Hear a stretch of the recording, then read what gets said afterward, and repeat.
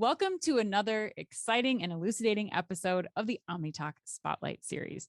I'm your host, Anne Mezzenga. And I'm Chris Walton. And we are the founders of Omni Talk, the fast-growing retail blog that is all about the companies, the technologies, and the people that are coming together to shape the future of retail. Or, as we like to say, the blog that focuses on tomorrow's companies and tomorrow's trends today.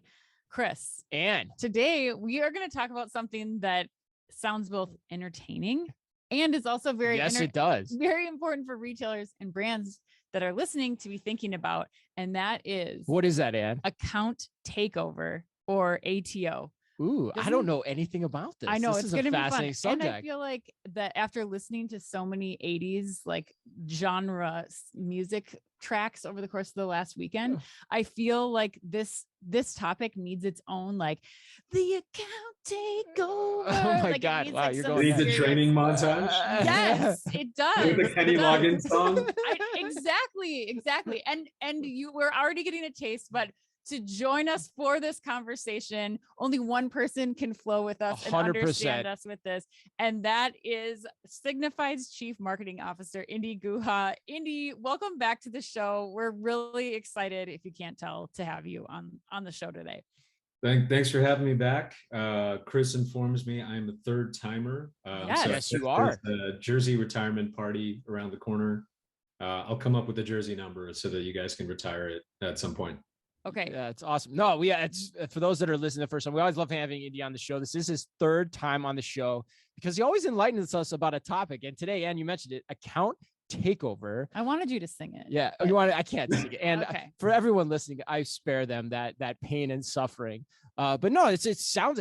I'm getting a taste of it from Indy and what you've learned so far. And it sounds really fascinating. But before we get to that, Indy, why don't you tell everyone a little bit about yourself and Signifyd too, to start us off?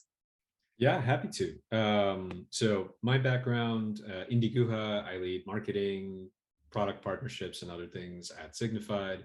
Prior to that, led e-commerce technology investments at Bain Capital Ventures, where through our ecosystem in Bain Capital backed retailers, I heard firsthand about a lot of the growth challenges as people made the shift to digital. And that would often inform where we would invest, including how I came to meet Signifyd itself through Jet.com, if you remember those folks, being a client of Signifyd in the early days. So that's how I came to be here. In terms of a quick nutshell on Signifyd, the easiest way to think about us is we are in the checkout flows of Walmart, eBay, Samsung, Albertsons on down. We see a huge proportion of shoppers every day, every week. And we use that network of data, that prior knowledge of shopper identity and intent to drive higher conversion rates. So better decisioning through the payments layer, fully automated order flows.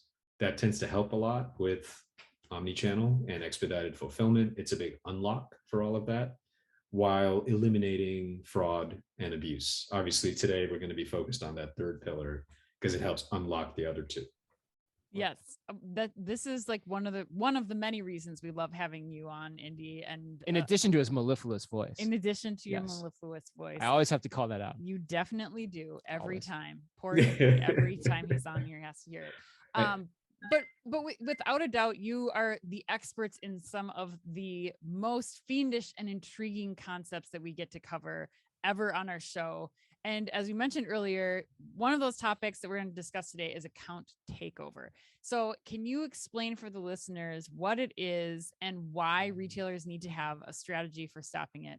And if you want to sing it, you can do that too. Yeah, I don't have an ATO rap. Yet, Indy. Yeah, right. Well, we still have the whole show. And you call yourself a marketer, Indy.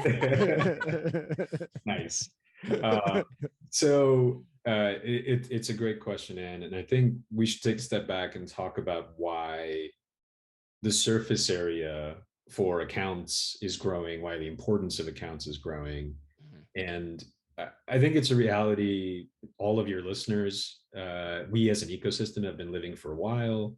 Right. Customer acquisition costs continue to climb for any number of reasons, right? 3 companies control 70% of internet ad dollars.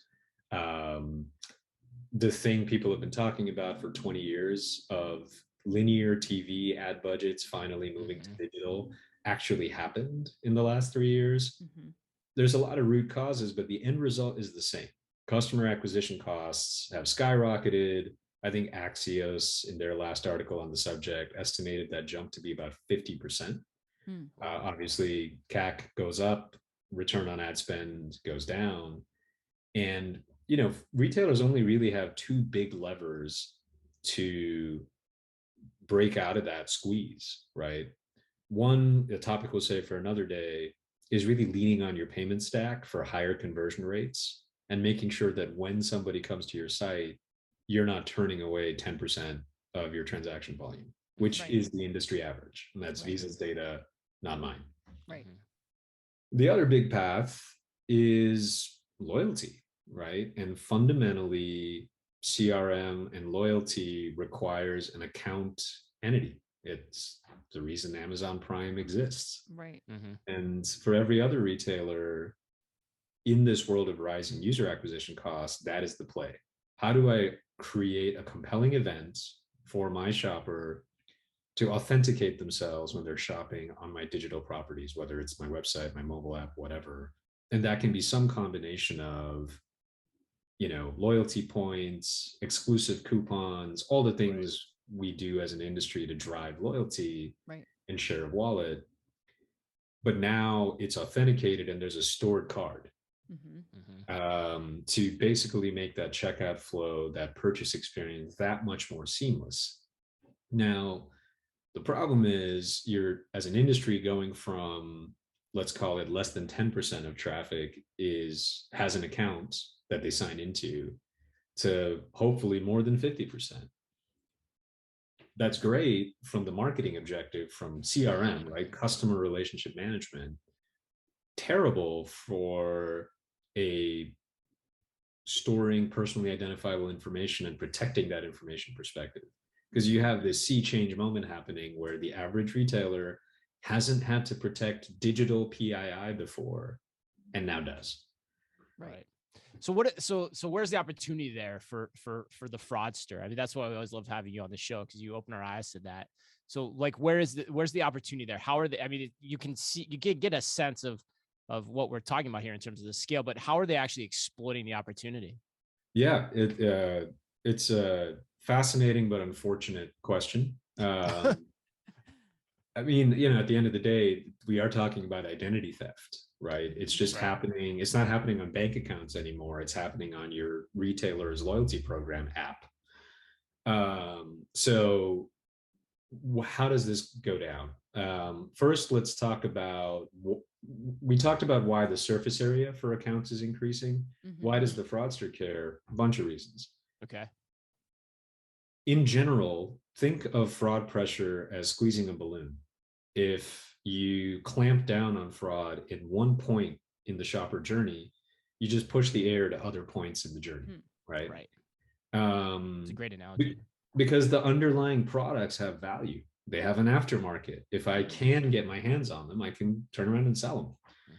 So because of the success of technologies like a Signifyd, fraud pressure at checkout is much more easily deflected. Fraudsters have had to adapt, right? This is organized crime. Right. Their business people. is to, so they Smart have to business people. Growth vectors. Right. The account is the growth vector. And what makes it attractive? Well, for starters, you immediately get control of currency, right? Payment information. And usually when there's a data breach and people steal credit cards, they actually have to take the step of testing the card to see if it's good, right? So if you've heard the term card testing, that is an organized crime syndicate cycling thousands of cards that they got off the Dropbox breach, or pick your most recent breach, to make sure which ones they can use. If you steal a card, an account that's tied to a retailer, you know the card is good. Right. And all of the other sort of social engineering people do to impersonate an identity, shipping address, date of birth, email address, phone number, it's all in there. Right. So that also makes it a really attractive target for a fraudster. from a consumer behavior perspective, maybe this will hopefully help folks listening to the podcast. We are all guilty of reusing login info, right? So Google surveys 65% of people reuse passwords, right? Which makes sense. I think Virginia Tech did a study where they found the average consumer has 150 online accounts. And that was a couple of years ago. It's only increased since then, right? For the reasons we talked about. Yep. So if you put this together, if I as a fraudster can penetrate, it can take over an account, I get fully validated information and it's an easy mark. I think the last piece of this is most retailers are not set up to block a transaction if it's coming through a known account and the user is signed in. So if I can get into the account, I can bypass a bunch of other risk management that's downstream. So you're saying, Indy, like in that situation, say I'm logged into I want to get points for my Target purchase in the same way that I would, I'm logged into my account, I hit order, I'm going to curbside pickup. There's no barrier where there might be if I was just coming in out from outside, not logged in, and I wanted to do that curbside pickup, like the example that you gave, I think the last time you were on the show. Am I thinking about that correctly? Yeah, or maybe a different variation of this would be if you have loyalty points in your account, you can instantly redeem those by hijacking the account, and the retailer is not going to question that transaction because it's coming from within a logged in session, right? It's currency like, and from a fraudster's perspective, if they can figure out how to penetrate enough accounts, they will find a loyalty point jackpot. Got it. So yeah, got it. So basically, to Anne, what you're saying and what Indy, if I'm hearing you too, is like saying, traditionally you've got credit card fraud where somebody will get a hold of somebody's credit card. They'll go in, probably check out as guest is probably the right nomenclature for that. Right. And then it's up to the retailer to figure out that transaction is real or fraudulent, right? In that case, fraudulent. But here you're saying they're taking over the account, and they could take it as far as, using the credit card that's associated or attached to that account because they're signed in, or they could even go as far as redeeming loyalty points or some other benefit to them. That's essentially what account takeover is here. Yes, and I appreciate you translating industry nerd speak. I probably skipped a couple steps in unpacking that. No, that's okay. That's why we do what we do. And you're preaching to the uneducated here too, which is also an important aspect of this conversation. Indy, I have a random question because I just did this, but so is that why we're seeing some retailers, like especially I'm thinking of like airline miles programs and things like that. Is that why you see like an extra charge being run through a credit card? Is that like an option where like, if you say you book an airline ticket and you're using all your miles, they still charge you a processing fee or something of $15 or something where you have to pay with the credit card in order for that transaction to go through? I mean, is that something that retailers could, is that approach they could take? Or, I mean, what do retailers or brands in that case, what do they do? Yeah, it's a fascinating question. I would say it's really hard to assume best intentions of the airline industry. So fair. I mean, as I was saying that, I agree with you. Like, or do they just want the extra cut, which is probably some extra padding there. But that isn't, surcharge. It wouldn't actually address the issue, and I'll tell you why. Chances are that account has a stored credit card in it.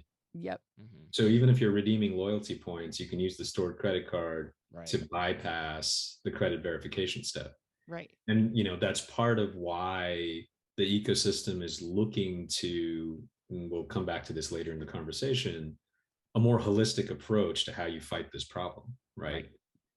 In the checkout step, a solution like the Signifyd looks at 150 different unique data elements to verify if the person transacting is who they say they are. We should be doing the same thing in the account layer versus having kind of a piecemeal solution to how you protect the shopper journey. Okay. Because you can use the stored credit card, but it's, for example, very blunt example, much harder to simulate Anne's cell phone. And there's a device ID we can sniff out. There's some geolocation tags we could access to understand if it's actually Anne driving the transaction, and is she in her normal heat map of locations when she's doing it. Right. So it's one thing to talk about this, right, broadly, like as a concept, and sometimes what we try to do and what we try to avoid doing too is try to put the fear of God into everyone as well, or overhype things. As much as I'm prone to ranting and I get critics for that, but in reality we try to keep it on the level, and I think and be pragmatic as possible. Like how prevalent is this now? So you've said like you can understand the root of the cause of it, or why the fraudsters are paying attention to it, but how prevalent is it? How quick is it happen? Yeah, I love that you're asking this question, Chris, because nobody in retail needs more sky is falling framing, right? There's enough things to worry about. I would say this one is worth asking hard questions internally for a few reasons, right? It is the fastest growing type of attack vector for the reasons we talked about. You have this intersection of huge surface area, low sophistication level, right? So 79% increase in ATO since 2017. And I think other researchers like Imperva put out a stat that about a third of all login attempts in 2021 were malicious. So it's meaningful. Yeah. Ultimately, let's put aside the fear mongering. I think there's a good customer experience reason to look at this, which is, let's just boil it down to simple customer relationship management, right? The folks who are going to opt in to having a signed in experience with the retailer definitionally are your highest value customers, right? The highest brand affinity, the highest purchase frequency, which is why they're willing to set up an account. So against that context, it's a disproportionate share of your revenue that's at risk if the account gets taken over, if loyalty points get redeemed, and then you have to have that horrible conversation between your contact center agents and your most loyal customers about how their points are gone and their loyalty, the thing that was literally a measure of value for their loyalty, that value is gone. Yeah. And I imagine too, the other side of that is this is also the segment of customers that you're going to want to make sure that you don't make a mistake with, i.e. walk that tightrope and put the fraud detection on or fraud prevention on too much, right? Because you don't want to disappoint them because they're always coming back to you. And so that's got to be a fine balance for them to walk, right? Absolutely. As I'm talking, the more security-minded folks in your audience might be thinking like, oh, we can solve this with two-factor authentication, like a text message verification, and so on and so forth. You could. I think that adds friction to the shopper journey, right? And generally speaking, people try to do all of that step-up verification really, to oversimplify, 2 points, right? One is at the account setup, and then the other is when someone tries to transact through the account. On the account setup piece, that's hard because you are trying to shift consumer behavior to drive account creation. Adding a lot of steps to the sign-up flow is kind of the opposite of that, right? Right. So there's a chicken and egg problem there. The step-up verification, if someone's trying to transact through the account, I think that's easier to pull off. But even then, there's a reason. The most widely used step-up verification approach is 3D Secure. If you've ever gotten a text message right before you're trying to transact, that's 3DS. It does lead to a huge amount of cart abandonment. Right. So to your point, Chris, in both of these variations, the account creation step and the transaction step, if you can lean on prior knowledge of identity and intent of the shopper to cut down the number of step-ups, you can drive more account creation and more sort of seamless shopping and loyalty without having to go overboard in attempting to protect the account. You know, it's so funny, Indy. This reminds me of this this meme I saw on Instagram. I know this is a little slightly right. off topic, Yeah, but no, go. but there was somebody that posted something like, we used to have to get up, get into our cars and drive to a store to get something. And now the amount of frustration that you feel when you're trying to buy something on your phone and you have to Right. go get your credit card to get the 3 digits Type on in the a back number. of the number. Right. But I Right. think it's true. going towards what you're saying, Indy. Like, I am your most loyal customer. I've given you all of my information. I've stored a card. I'm doing all these things so that I can make that as simple and slick a purchase as possible. And you're right. Like, I think the solution that you're talking about for retailers to provide that, finding my phone to confirm and type in a number, like, even as easy as some of the devices have made it, it's Has an still a impact. friction point. Yep. And I have abandoned things in certain times. 100%. So, Indy, what do you recommend then that retailers do to protect themselves? You've mentioned that they're doing the text authentication or some other methods, but like, what advice do you have for them as they're trying to think about how to approach this, especially when it's impacting a third of transactions? That's significant. Yeah. I think broadly I would say there's 2 design objectives we as an ecosystem could embrace. Mm-hmm.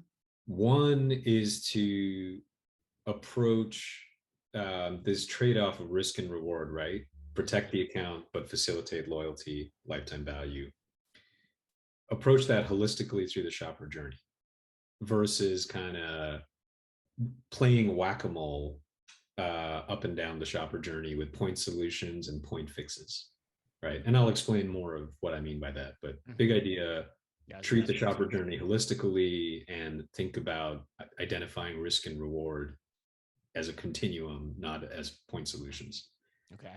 Then I think the second basic idea would be lean on network data, because it's really hard for an individual retailer to have the scale of data to know which identities have been compromised, which identities are good. Is the person trying to create an account on my site actually who they say they are, et cetera, et cetera. So to come back to the first point, it's going to be tempting for retailers to, let's go back to that balloon analogy, right? If I clamp down on fraud pressure, on risk in one point in the shopper journey, it's going to move upstream and downstream. If I solve checkout fraud, it'll show up in the account layer, it'll show up in the returns layer, right? Mm-hmm. So as a retailer, if you take a piecemeal approach to the problem, you're going to end up with multiple solutions, complex stack, all of the program management overhead that comes with that. But more than the administrative hassle, it just creates blind spots, right? Because let's sort of describe a scenario. You could have one solution decline a transaction at checkout because they know the identity is compromised, while another solution is allowing the account to be hijacked at the same time, and then the next transaction attempt gets through, right? So you sort of undermine your own system because those silos aren't talking to each other. If you have a point solution protecting the account layer and a point solution protecting checkout, those are not communicating. So finding a platform approach, a single throat to choke that can go from the account layer through to the returns layer is going to be really helpful to the retailer because the adversary is the same. And now you can take a holistic approach versus creating more data silos. The second piece, the network data, that one's probably just easier to put a pin on. It's, right. If a retailer is trying to make an account creation or transaction decision on a first-time shopper on their site, they're effectively flying blind. And it's certainly not meant to be a joke. It's a difficult. No, we've talked about it before. We've had you on the show talking about this very thing. Yeah, 100%. Then, as a point of comparison, because we're seeing Walmart's data, eBay's data, et cetera, for 98% plus of US households, we've seen multiple members of the household before. So why not use that type of syndicated view of your shopper base to jumpstart that process? And explain to the audience then, what does that enable you to do when you talk about account takeover then? So like, how are you using that data to key in on, hey, this account's been taken over? What are some of the clues that you're seeing that you are able to key in on for the retailers to say, hey, you got to watch out for this one? Yeah, we touched on one really basic example earlier in response to Anne's question. You could take over the account and access the stored credit card information, the stored shipping information, but the device ID doesn't match. And we've seen all the device IDs that relate to Anne's household, right? So throughout the whole network, again, through Walmart, eBay transactions, everyone else that's in your network, right? That's a key point. Okay. Right. So this doesn't look right. Maybe we shouldn't allow this loyalty point redemption to happen because something here isn't lining up. Right. So I think that would be an example of using network data and a lot of different data points to protect the account layer. And Indy, what's happening from the customer's perspective again? Because I remember when we were talking about this long ago about, you get an email from the Nike store that's like, the transaction did not go through. Is it like, what happens when I'm redeeming my loyalty points and somebody with Signifyd's platform has to, they get flagged and it doesn't work? Yeah. So typically we map that escalation to whatever the retailer's existing workflows are through their contact center, right? So in that example, if the point redemption transaction doesn't map, the retailer could trigger an automated email to the account holder. And just because someone's stolen your account on a retail website doesn't mean they've stolen your email. Right. So you, Anne, would still get an email saying, hey, did you attempt this transaction, et cetera, et cetera. Right. But maintaining the relationship then, you're having visibility with the customer of exactly what's going on, why this transaction didn't go through. And I would imagine triggered automatically or very quickly after that transaction is happening. Yeah. Asking to update your login information or create more points of connection with that retailer. Okay. More authentication. And maybe let's turn this into a positive example, because again, I do think all of this sits at the, let's not forget why accounts are being created, right? It's about CRM, it's about loyalty. One of the things that's really interesting when you log into your Amazon Prime account is everyone you've ever sent a gift to, that history lives in your shipping addresses within Amazon, right? Now, the challenge for another retailer building out an account layer is, out of the box, they don't have that graph of everyone you've ever sent a gift to. So a really blunt account takeover protection logic would say, anytime Chris adds a new shipping address, deny the transaction, verify the order, right? Now, I'm going to assume there's north of 50 people in the world Chris likes sending gifts to. That's too many. It's too many. Less than 5. 5 still proves your point, Indy, Yeah. for those that know me well. Nice. Well, for an individual retailer to build that history of those 5 people would take a while, and Chris would have to deal with a lot of pain in adding each of those shipping addresses, et cetera. And that's happened to me, actually, honestly. Yeah. Whereas we've seen Chris's graph across our retail network. And so having a technology like a Signifyd in the account layer, you wouldn't need to add that friction when Chris wants to use his account to send a gift.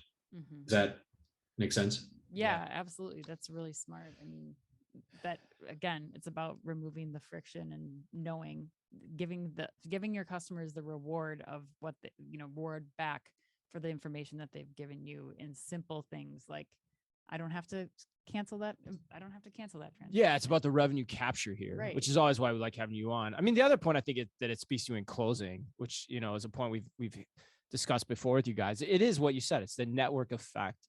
It's thinking more, I think, digitally for retailers in general. Like, we've talked about, cloud commerce. Like, how do you make things more available in the cloud in general as a retailer, whether it's your store workflow processes, whether it's your accounting processes, whether it's your fraud prevention and detection processes, but also the network effects that are enabled when you think about this more broadly. When you go away from point to point, as you said, and you think about it, it's like, how do I work smarter because everyone else is working together? It's almost communal in a lot of ways. And I'll give you the last word on that, Indy, but that's my big takeaway here again, which is a point that we've talked about before, but it's important to keep reiterating that that's the right approach.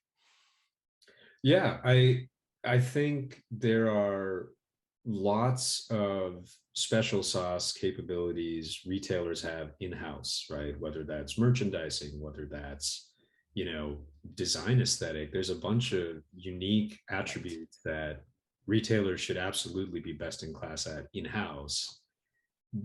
On this one, the value of the network data is just so obvious that building it internally, replicating it internally, there's got to be a reason why the Walmarts and eBays of the world chose to go external. Right. How about we put it that way? Right.